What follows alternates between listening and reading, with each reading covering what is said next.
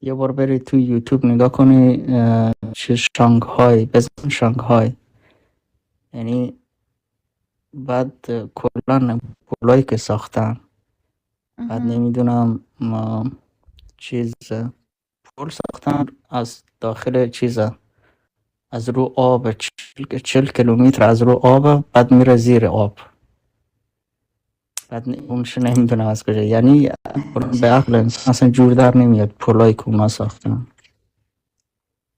کیف میکنه، یعنی بری نگاه کنی توی یوتیوب.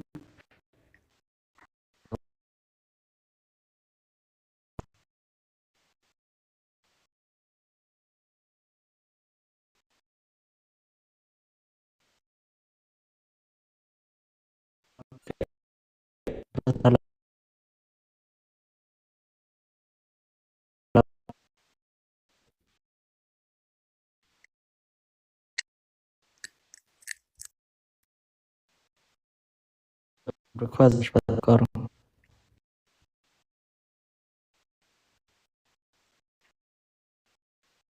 زیر سر راه. بس همون ها. یکی از میگفت که چی میخرا خودش میشه برابر.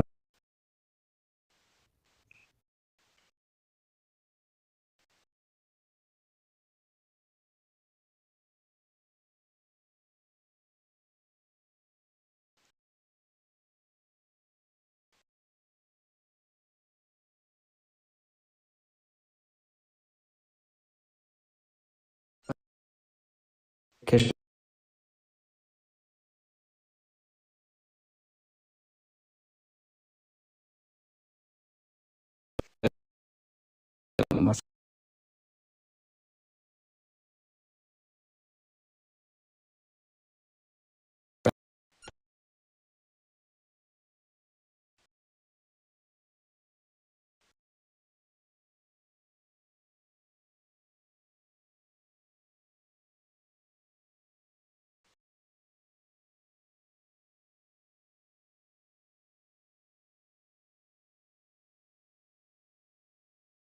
نداری.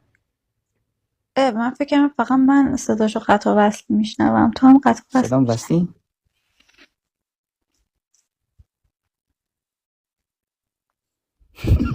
عجب. خب من برم پای، من میرم بخوابم. صدات بعضی وقتا چیز باشه. شنیدی؟ آره آره.